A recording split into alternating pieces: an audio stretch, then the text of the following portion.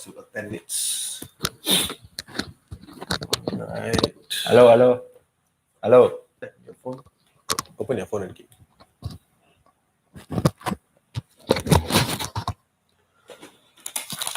Hello. The microphone logo there doesn't seem to be showing any change. Alamak. Maybe so you go up and down. Buka easier lah.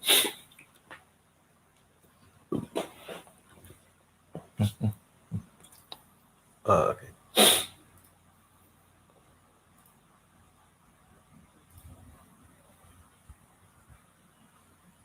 Okay. Hello. Okay, can hear. Alright. Just waiting for people to masuk. Testing. I already mute already. Mute already. Yeah. Type channel.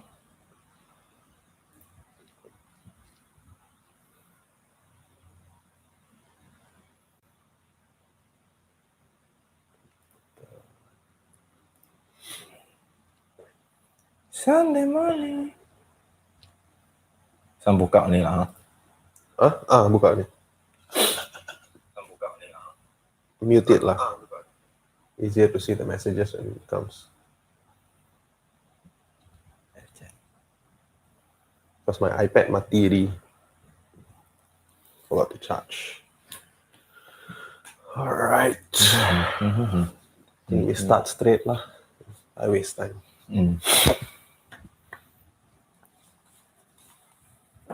Okay. So hello. Welcome back to Curry Soup. Today we are continuing. It's basically part 5 today of our journey to quit smoking. We're following Julian on his journey to quit smoking. This whole thing started 7 weeks ago. 2 weeks we didn't actually think about recording, and then after that, once it was already more consistent, we decided that we should actually upload this so that other people who are watching, you guys who are watching, could actually benefit from it, learn something from it, and hopefully help you quit smoking as well. So without wasting any more time, let's join straight with Julian. So Julian, could you explain briefly what happened from the beginning until now, like a summary of all of it? Okay, so for those of you who have been following the Let's Stop Smoking videos, so for those who are new to this channel or new watchers right now, or recently joined one, what I started to do was 7 weeks ago. I wanted to quit smoking. Okay, so and then the first 2 weeks, a short story lah. Okay, so in short is I tried to quit smoking by going about it my way, and it didn't turn out as how I wanted it to be. And then the third and the fourth week came, we had another strategy. I won't call it a strategy lah. I would call it a way of approach lah. Okay, because strategy makes it seem so tactical and it's like something everyone can do, but it differs from person to person. So from my way of approach was coming up with a good reason to actually quit smoking and thinking about what can it do for others instead of myself. And yeah, that's the best way for me, the approach that I took to quit smoking actually. And then so far it's been doing really well actually. Yeah.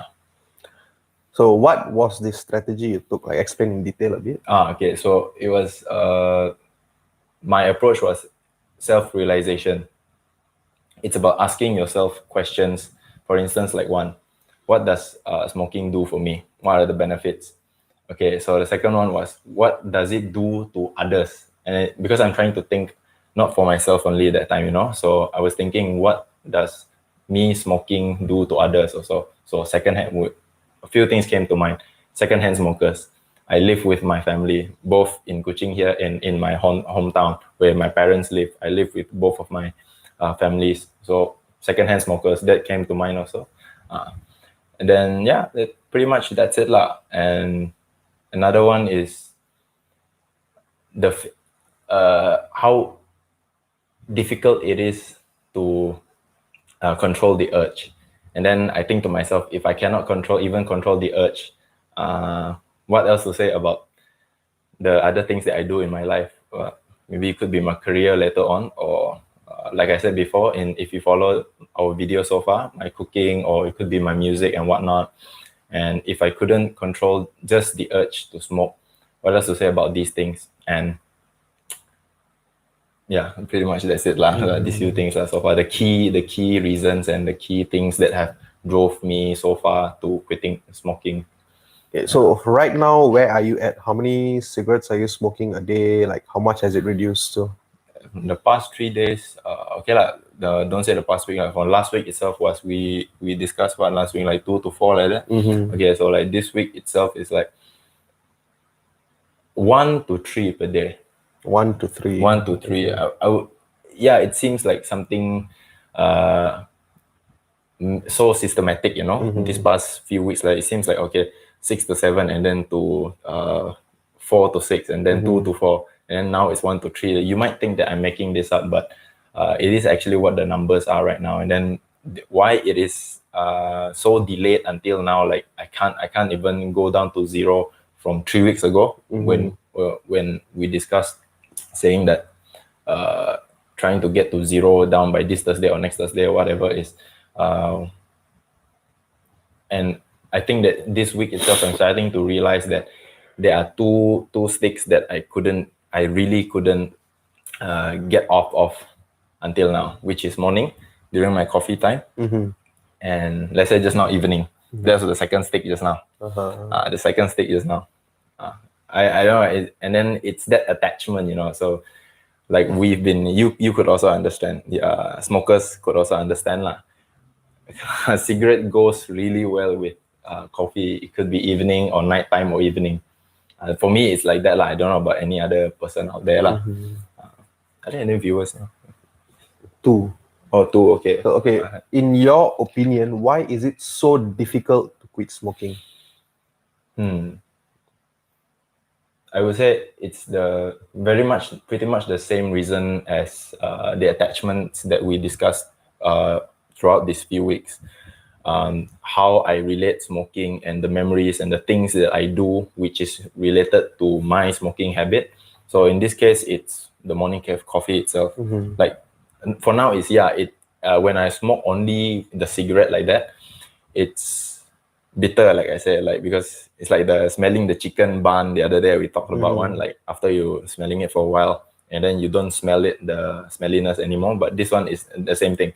If I take cigarette like that only right now, let's say in case for instance right now I would feel that it's bitter like that only, like there's no pleasure and whatnot like that. But when it goes with coffee, it's like the coffee masks the scent or the kind of the smelliness of the cigarette, and then it is also a very heavily attached habit to do these past few years. Coffee and cigarette. So far it's these 2 cigarettes I've been trying really hard to get rid of, and then I've been thinking of trying out the other way that you mentioned last week or 2 weeks ago, about the father.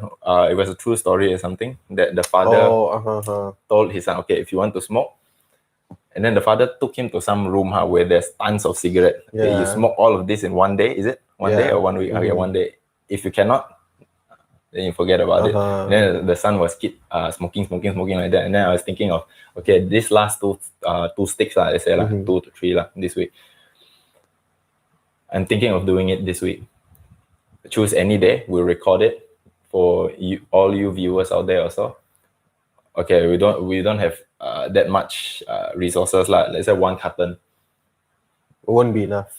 1 carton per day. The purpose of that particular method is for you to feel disgusted with cigarette. One carton won't do it. I don't know, like so far imagine a room full of cigarettes. Not boxes, a room full of cartons. Let's say you stumble upon a gudang. There you want to try with that many cigarettes. Okay, that's understandable, because after the first 2 boxes, maybe you'll be out of breath already. You won't be able to continue. And then on top of that, you're pushing yourself, you're giving your body the same disgusted feeling over and over and over again. whether you finish the entire room or you don't, you'll still feel disgusted with smoking. Okay. One carton won't do it, so I wouldn't suggest going to that lah. Increase the 2-3 cartons also. Like I'm talking about a room full. Imagine this room is filled with cigarettes right now, everywhere. That amount you need.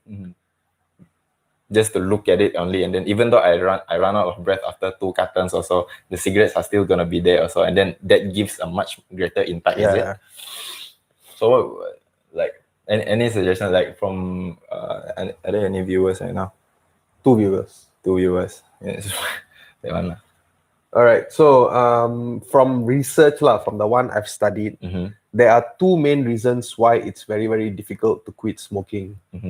Okay, one is the nicotine addiction. No matter who you are, no matter what sort of cigarette you're smoking, it all has nicotine in it, and our body gets addicted to nicotine very fast.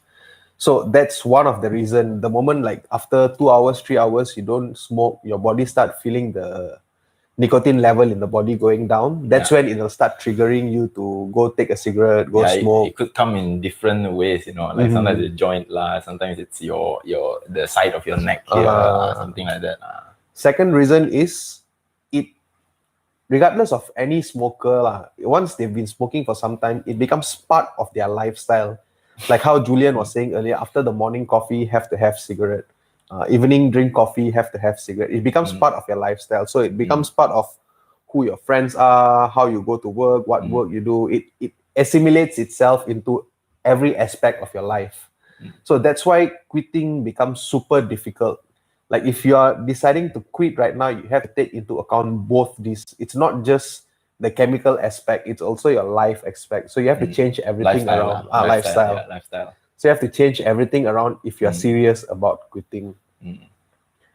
Okay, bro, why should people quit smoking? Okay, why should people quit smoking? That's a very good question, actually. And I mean, like, you can't know whether you will survive smoking for 70 or 80 years, So, like, it's always a bet. It's always I would say a 50-50 chance, okay? A 50-50 chance. One is, okay, we've seen people who smoke until they're 100 years old and then they're still alive, okay? The other end is, we saw, you just go Google any news out there, okay? 25-year-old died of smoking, lung cancer because of smoking. You will find these articles, okay? So it comes down to a 50-50 chance. We don't know which side are we on, okay? So for me, it's like, why do you want to risk it? You could take 50-50 is a good chance, but it's like flip of a coin like that only. But then, like, it's same like what we're going through right now. Okay, we simply go out without following the standard operating procedure. We will get fined for not wearing masks in public right now. So in Malaysia right now, it's what, 10,000. What? The fine, yeah, 10,000. The fine was 10,000 right now. And then, you could say that you could rebel saying that COVID is not real or whatever, for those great thinkers out there who say COVID is not real. But I could think the same way also. But why would I want to risk? I don't say getting COVID. Why would I want to get fined 10,000? And then even if COVID isn't real, there is a risk there. I mean, we see it from our friends and other families. They are talking about their relatives all who had contracted the COVID virus. Same like smoking also. So it's like the 50-50 is there. Yeah. So if, let's say, 10 fellas are smoking, or let's say 100 people are smoking, maybe one of them will live up to 100 years old. The other 99 will have some sort of problem because of smoking. Medically, it's statistically proven that smoking increases your chance of getting heart attack, getting stroke, getting cancer. And cancer isn't just like lung cancer. Most of us think smoking causes lung cancer. Yeah. And if we don't have any symptoms, like we are breathing well, our sports activity is good, we often think that, we won't get cancer. But smoking isn't just limited to lung cancer. It goes all the way from your throat, your esophagus, your lungs, your colon, your pancreas, your lips. What else? Your liver, your rectum. Kissing your significant other. Like when you have lip cancer, you're gonna kiss them. So the risk is actually very, very high. You can Google any medical journal, any medical document, pick up their statistics on smoking and illnesses, smoking and cancer. You'll find like tons of article proving it to you. But it all depends on your perspective also. If the only thing you want to see is that one uncle who lived until 100 while Yeah. smoking, it's difficult Yeah. for us to help you also. So broaden up, see more people, see what actually happens. Don't try to justify the entire habit of smoking by one person who lived up to 100 years old. Yeah, but that's what that's what we do best at actually.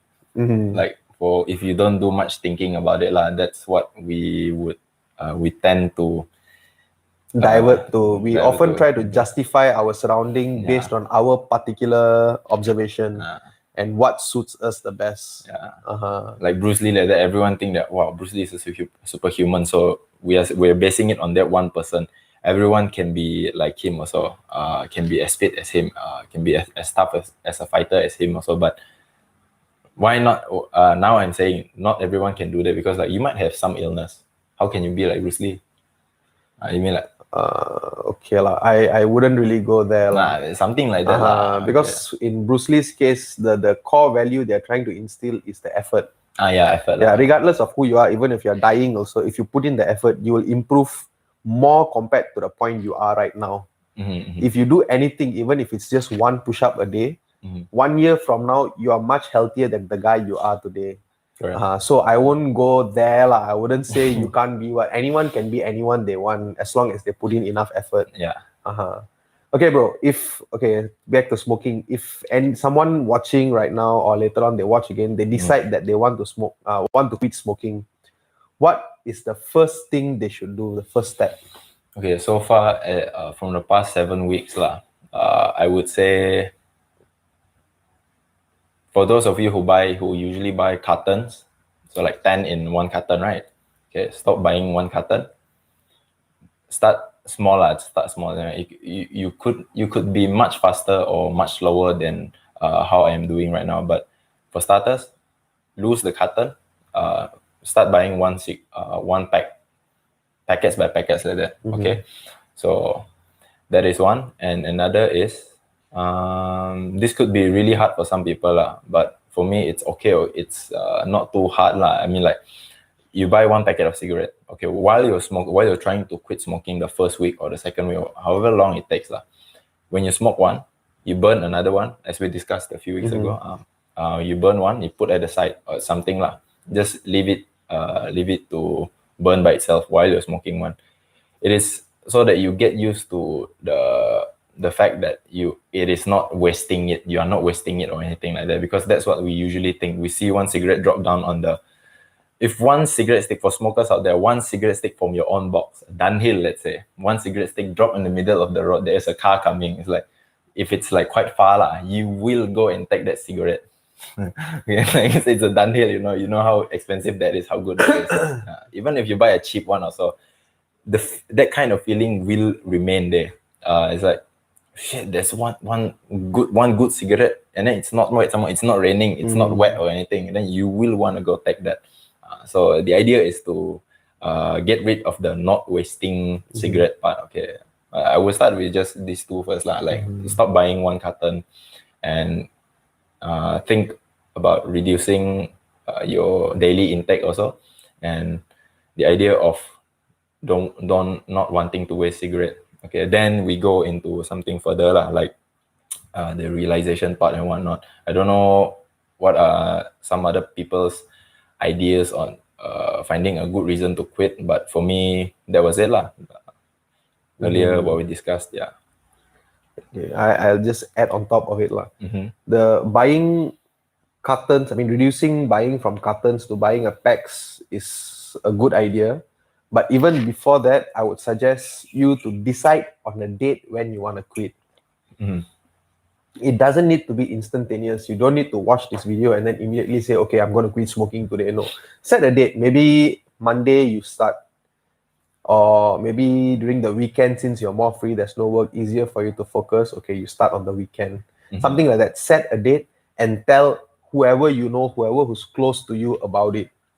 That creates accountability. Like I always say, you won't let other people down as easily as you let yourself down. Yeah. So when you tell other people, okay, I'm quitting smoking starting from this date, whether you like it or not, whether you do it or not, you'll still have the feeling inside. You'll still have the urge to, I already told this Yeah, person, I I told might as well someone, just do. yeah.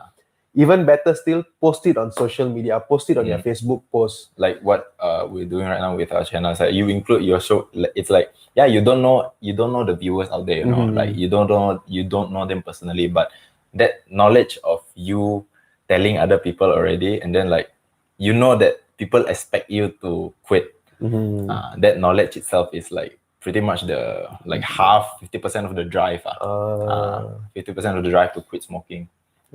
And on top of that, another point is if you have the time, once you've decided on when you want to quit smoking and everything, go to any tertiary hospital or any private clinic, talk to the doctor. Most of the tertiary hospitals here have quit smoking clinic or non-smoking clinic. One of it, I forgot the term. Basically, a place where they help you to stop smoking. Something like sleep clinic like that lah. Sleep clinic like that, similar. helping you with the snoring and whatnot. Okay. So here they'll give you very practical steps on how to quit smoking, and they can even suggest to you substitutes to cigarette, maybe nicotine patch or nicotine gum or something. You'll get something out of it. It'll ease your journey into becoming a non-smoker. So these two things I would like to add on top of that. Nicotine patches, yeah. Yeah. Gums, like the chewing gums. Yeah, got. On same. top of that, buying cartons is always cheaper than buying boxes. So if you're buying boxes, that means you're spending more money. When you spend more money, in the end, you won't have enough money to buy an entire carton of cigarette. Even better, if it still exists, like when I was a kid, it existed. Go to the Kedai Runcit and buy sticks. I know it's illegal now in Malaysia. I think per stick is what, 150 or 2 ringgit now. I don't know the price. It's definitely more expensive than the whole box. All right. Okay, so what if there are people who have tried to quit smoking before and then they failed? What would you tell them? Oh, they tried before but I wouldn't like immediately razz them or tell them immediately how to do this, how to quit this, how to quit smoking, blah blah blah. I would actually ask the person first, like, what have you tried to do in your attempt to quit smoking? So like I'm trying to at least understand in what way of approach did he try to quit smoking first, and then I would go on about the strategies and the way of approach to how to quit smoking. And yeah, you could only show a person the way. Okay, like I could tell you that there is 5 ways to go to Bangkok. Okay, 5 ways to go to Bangkok. So one is a direct flight from KL to Bangkok. Okay, and another flight is from KL. You go to some other country first, and then from there you go to Bangkok. Okay, there's so many other ways so many ways to go to Bangkok. Bangkok meaning to say it's quitting smoking. Bangkok and quitting smoking is the same thing. And I would tell them what's the basic things or what worked for me, and I will ask them to turn it into their own way to quit. Like internalize my idea or strategy and then make it work for themselves like that. Like I study for exams differently. You study for exams differently, correct? Okay, so yeah, that's what I would do. I wouldn't put on any hard detail to tell that particular someone on how to quit smoking. I would just show them the key things that on what I did, and then ask them to internalize and make it their approach. Yeah, that's what I would do. If let's say you're someone who has tried to quit smoking before and it didn't work out, in the end you ended up smoking again, it's similar to everything else in life, whether you want to pass an exam or you want to be a successful businessman, an entrepreneur, you want to start a new career, anything, it's all the same. Failure is common. It's bound to happen eventually. As a kid, when you learn how to walk, you fell down like 100 times, but that doesn't mean you just stop trying and just sit down. In the end, you won't end up walking at all. Because you see other kids doing it. If let's say you're a parent also, your kid tries to walk and fall down, how many times should he fall down until you say, okay, never mind, you stop trying? Yeah, you just crawl your whole life. Like impossible. So the same thing goes with smoking. If you failed once, try again. If you failed again, try again. Never mind, keep getting up and keep trying again. What's the Japanese proverb again? Fall down 6 times, get up 7 or something like that. So regardless of how many times you fail, it's okay. It's okay to keep trying. The problem is when you stop trying and you give in to something so inanimate like a cigarette. That's where the problem starts. All right. So, bro, what do you do when the urge to smoke comes? So far, it's this week itself, and then for the upcoming few weeks, I think it's gonna be much more easier to, not easier lah. Like much, cigarette has been more and more unrelated to my daily routine right now. Okay, so as we discussed the past few weeks, I've been filling in the time to smoke with other things, like practicing my piano, doing the house chores earlier than usual. Sometimes because I usually leave it up to nighttime, then I do the chores and whatnot like that. And actually most of the time that I filled the smoking time with was the piano practicing and more Netflix. That's it. Yes, more Netflix, like some movies that, and then I would try to some movies might not have people smoking in it, and then recently I watched a movie called The Green Book. Okay, The Green Book, it's in Netflix and whatnot, and then in every single scene, almost like 90% of the scenes, this one of the main characters is smoking only. 90% of the show is him smoking, and there's something going on. It's about a piano player or something and then and then from that I saw because back then the past 4-6 years like every time I see someone smoking, let's say people outside or in a movie or whatever, I would feel the urge, like a strong urge to smoke, to go with that thing, to go with that thing. And then surprisingly this week, a few days ago, I think I watched the movie, I didn't really get the urge, because that time was just me and my some food in front of me, some chips or whatever like that. I was eating and watching movie, and then it didn't come on to me that strong anymore. And sorry, what was the question again just now? What do you do to when the urge comes on? When the urge comes, okay. So when I first started was the realization thing is one. Filling in the time to smoke by doing other things. And another thing to try is when you get to the small number of cigarettes, the quantity already, the low quantity already, buy a pack of cigarettes. Same thing you still smoke under 10 sticks, let's say.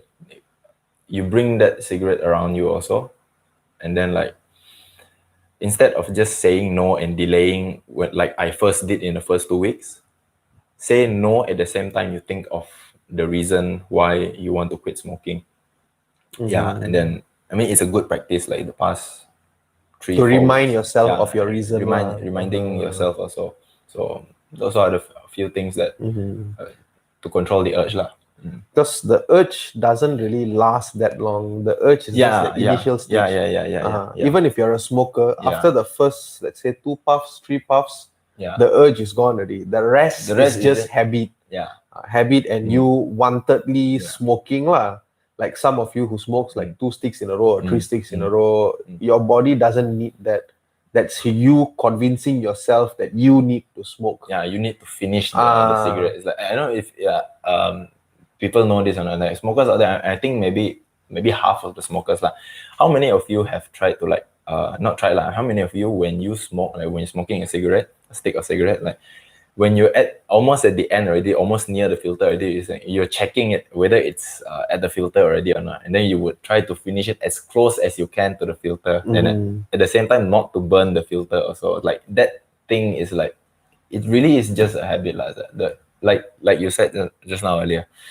the urge goes away after 2-3 puffs like that. The rest is just habit. The habit of me, like for me, the habit was, okay, I must smoke until it finishes, and then it finish it, but it doesn't reach the filter, and that was my habit that time.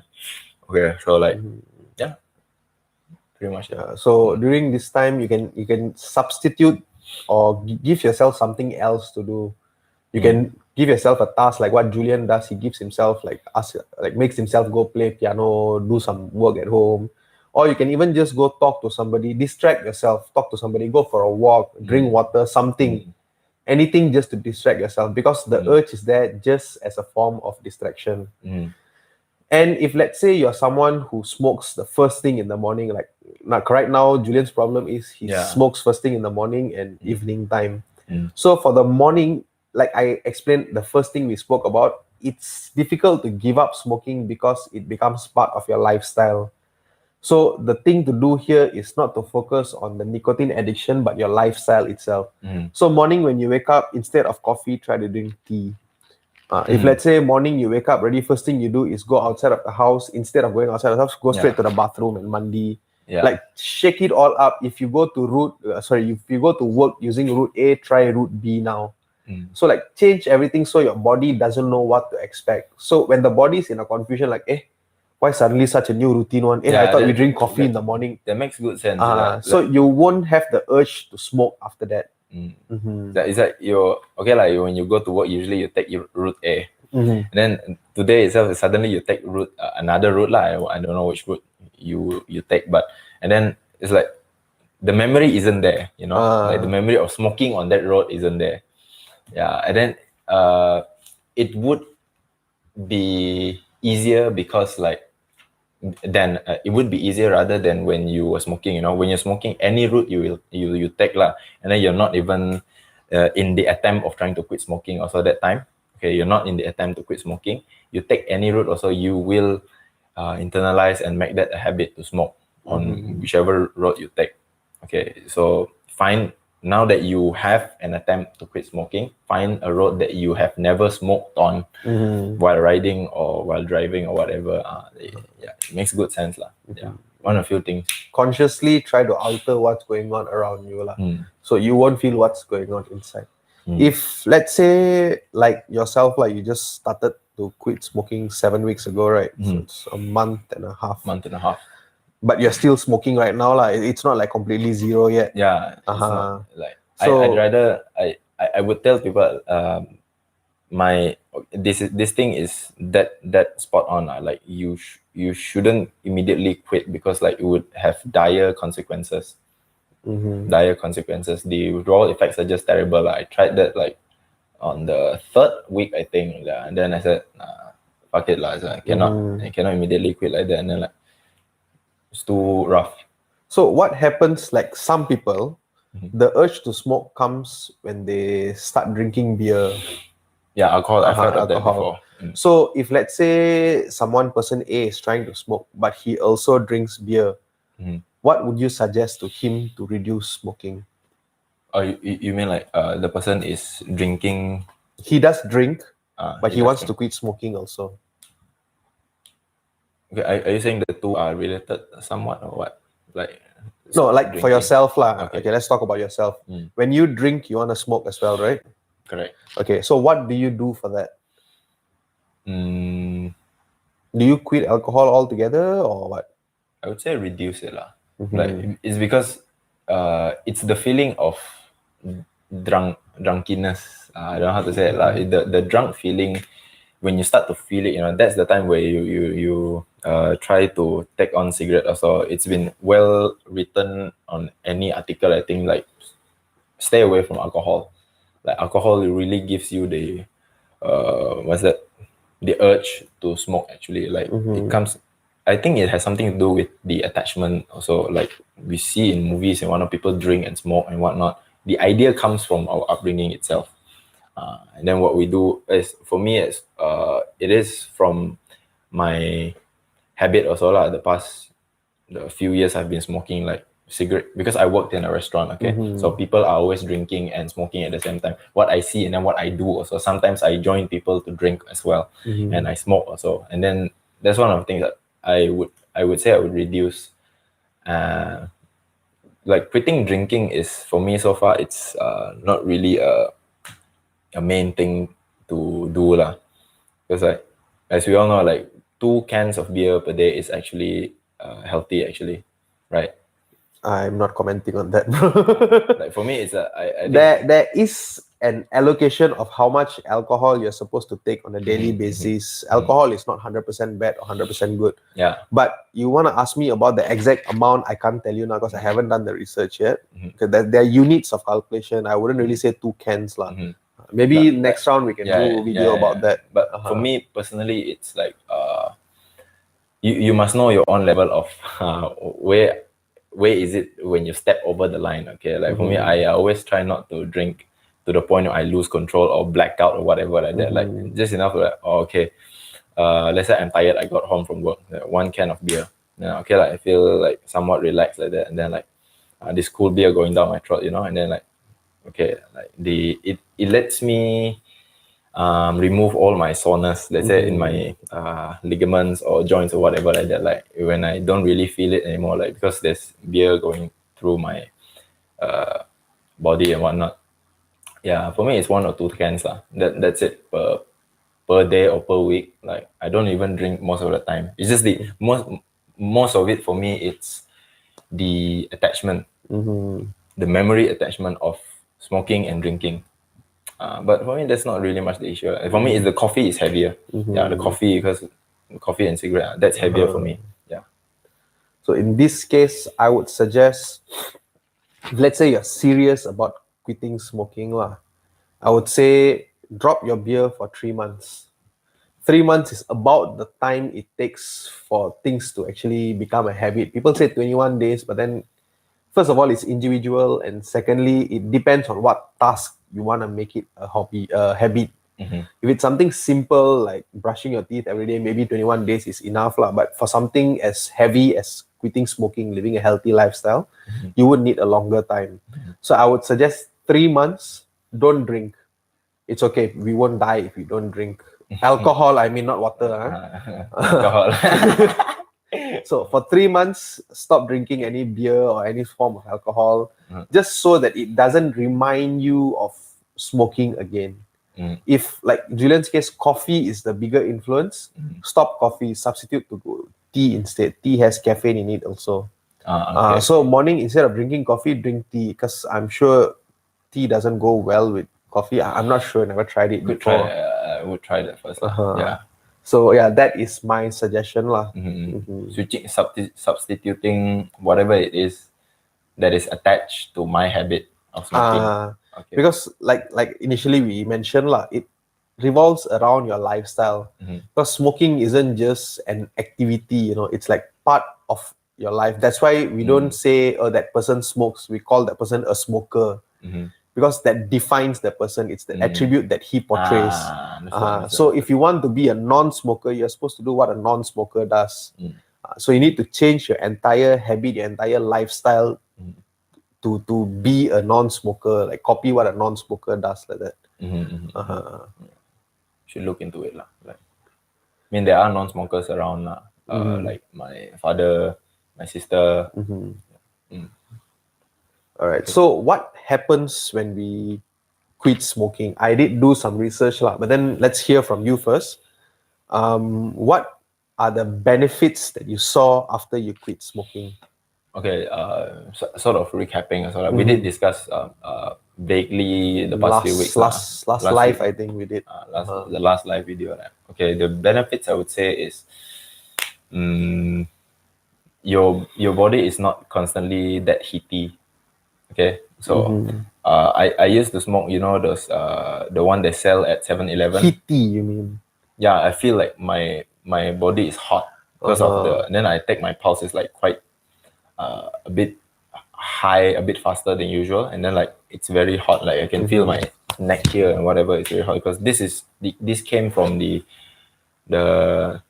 pure tobacco that I bought from 7-Eleven. I won't mention any brand lah. Okay, so it's like those are more highly concentrated in nicotine rather than the cheap cigarettes. All because like we did do, and then it reminded me of the experiment we did when I was in school that time.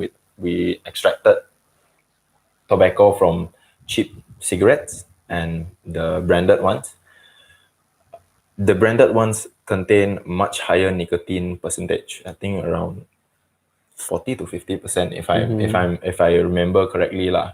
Yeah, and then like okay, one heaty is like you feel quite hot. Like I remember smoking like just one only. I rolled up one stick. I took it in, and then for the next 2 3 hours, it's like it's raining outside that time. I remember it very clearly. It's like it's raining outside, and then I feel very hot, very warm, even though I took a shower already. And then yeah, right now since I've reduced the cigarette intake already, so I don't feel that heaty anymore nowadays. Like even if it's on a hot day or whatever, I go outside. You can say that my ventilation is much better. Like going accordingly towards the how the environment changes only. And the second thing is more breath. How do you say that? Breathing much more clearer. Yeah, smoother lah. Like I don't have sekat like that. Like shortness of breath is less. Yeah, right now, like when I build a fire or whatever, I blow the fire using my mouth to start a fire lah. I don't have the white vision anymore. Lightheadedness. I don't have the lightheadedness anymore. Like I could practice. Yeah, because I practice piano, so I do have vocal warm-ups and whatnot like that. Sometimes I sing in while practicing. Like I don't have experience the shortness of breath that often, unless I strain myself too much. That's of course that would happen lah. Okay, no more heatiness, no more shortness of breath, and no more lightheadedness. I mean, not to the point where you strain yourself. Like in any of these three, like when you strain yourself, of course there's a limit. Okay. And then so far I think I could come up with these three only lah. Like breathing is better lah, especially breathing. Yeah. Right. So this is what I read lah. Okay. So once you quit smoking, within 20 minutes, the level of nicotine and carbon monoxide in your body. Okay, nicotine we all know already lah. Carbon monoxide is the thing which comes out from your car or motor exhaust. Okay, that thing when you smoke, it goes inside your body. Cigarette has carbon monoxide. So within 20 minutes of smoking, sorry, not carbon monoxide. Within 20 minutes of smoking, your heart rate and your blood pressure drops. Heart rate and blood pressure drops. Back to normal lah. Meaning because carbon monoxide cannot carry any oxygen. It's a form of gas which blocks. Okay lah, let's say the red blood cell, it can carry one oxygen on top lah. Okay. So when carbon monoxide comes, carbon monoxide go and tampong there. Inhibits it lah. So the oxygen cannot bind. Have to wait for the next red blood cell to come to bring it over. Okay. So when this happens, your heart will have to work harder because your body needs 100 units of oxygen per se every. But when the blood can only bring like 50% of it, so your heart needs to work twice as hard to compensate for it. Okay. So that's why your heart rate becomes very fast. That explains the what's that, the temperature rise and everything like that. And when your heart rate is fast, that means it's really pumping hard, then the blood pressure also will be higher. So the first 20 minutes after you quit smoking, your heart rate and your blood pressure will drop. 8 hours after you quit smoking, like one whole work day lah, 8 hours from morning 8 to evening 5, I think evening 4. After this point, 8 hours, the amount of nicotine and carbon monoxide in your body drops to half. Like it'll literally just reduce to half. 12 hours after smoking, your carbon monoxide will be zero, like normalized like that. You won't have any more carbon monoxide in your body. So that means your blood circulation is going to be better. As a result, your heart is going to thank you. Like your heart is going to be working much more relaxedly also. Doesn't need to overexert to send blood all over the body. You mean not strenuous anymore? Not strenuous already. Okay. Oh, that explains it. 48 hours after you quit smoking, your sense of taste and sense of smell becomes normal. Like goes towards being normal. Yeah, that one I forgot to include. Yeah, the sense of taste also, especially. Yeah, And sense of also taste. your lungs are, like you said, you start to breathe better. You don't feel like it's very strenuous. You don't feel like there's shortness of breath. So all those comes. And also 48 hours is the point where withdrawal symptom kicks in. So this is where you start feeling very anxious, very dizzy. You might feel like you're having a headache, you're feeling hungry, you're feeling tired, you're feeling joint pains. Correct. This all and like comes in withdrawal symptom. So this is the part where you have to watch out for, because whenever withdrawal symptom kicks in, people will immediately, like most of us will immediately resolve to smoking back again, because you don't want to feel the uncomfortable feeling. Like imagine feeling like you're constantly under stress. Yeah. That's how you'll feel when you take away the thing you depended on to reduce your stress. Yeah. But if you go through this period, after this, things will be much better. And finally, 3 days after you completely quit smoking, like you're down to zero, 3 days already, your lungs will finally start to push away all the unwanted gungs and unwanted mucus from inside the lung. If you remember from the COPD video I did, one of the early, almost completely subtle signs of COPD is having to clear your throat every morning. Like you wake up, the first thing you feel like there's a lump of mucus stuck in your throat, like that. You just have to clear it off. Yeah, this past 3 weeks, I think I was riding my motorcycle down to Kuching or whatever it is lah. Like, okay, I first wake up and then within the first hour, I makan already, mandi already.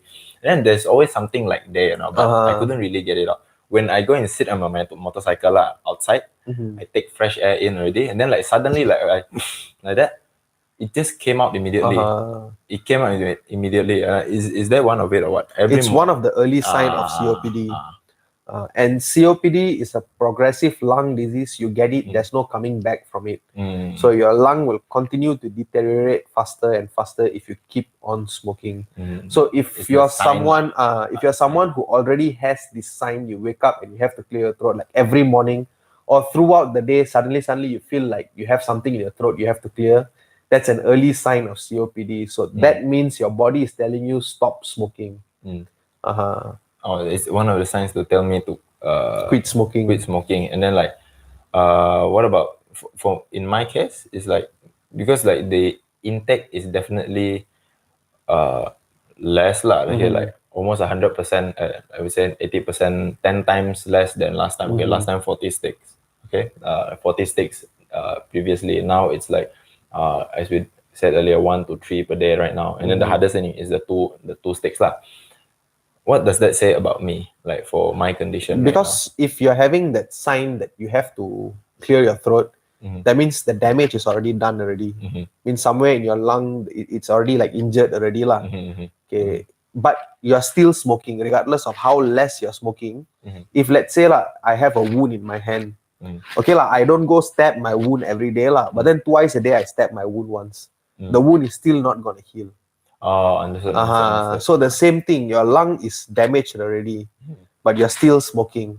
So regardless of how little you're smoking, whatever amount you smoke is still damaging the lung. But what color is usually the mucus or the phlegm? Depends. Mine is always clear lah. Maybe I don't know whether it's what you mentioned just now or not. Mine is always clear white. It doesn't matter. Because mucus is white color. Unless you have a lot of tar in your lung already, then it will come out black color. Okay. No. But usually it's clear, and unless if like you don't have a concomitant illness like some infection, it'll usually be clear. Okay. If you have like another infection on top of it, it'll become like yellow or green. Never to the extent. So yeah, that means you're supposed to quit smoking already lah. I've seen my other friends, they wake up yellow or green. When they have a cough lah, it's much worse. Dark brown, green, whatever. Like for me, I've never had any of that lah. So that's about it lah. I don't have any more content to bagi already. So since I think not many of us watching, we'll stop the live now. If you guys are watching this after the live ended, if you found this video valuable, if you learned anything at all from this video, don't forget to share this with your friends or family members. Spread the knowledge. And if you are a smoker, try to quit smoking. At least try. You don't need to like quit smoking today itself. Just take the first step. At least the next step will be easier for you. If you just sit and say one day I'll quit, the one day will never come. All Yeah, right. we're not trying to tell anyone to who are we to ask you to quit smoking. Okay, so for our purpose, the purpose of our video is that those who are trying to quit smoking, okay, so those who smoke, like they don't even think about quitting smoking, like how why would they go and search for how to quit smoking in YouTube, right? Okay, Yeah. so we're doing these videos is just for those people who actually search how to quit smoking, who is wanting to quit smoking and whatnot. So yeah, we don't. It's your right, man. Your lungs, like you can smoke however much you want, but for those who are trying As long as you're not harming another person, like, don't go smoke and blow on your baby's face. That's just being an asshole. like, go to the coffee shop, blow on everyone. Plus, right now, coffee shops, you're not even supposed to smoke. Yeah, so correct. if you are smoking in a coffee shop, blow it elsewhere, not where people are walking.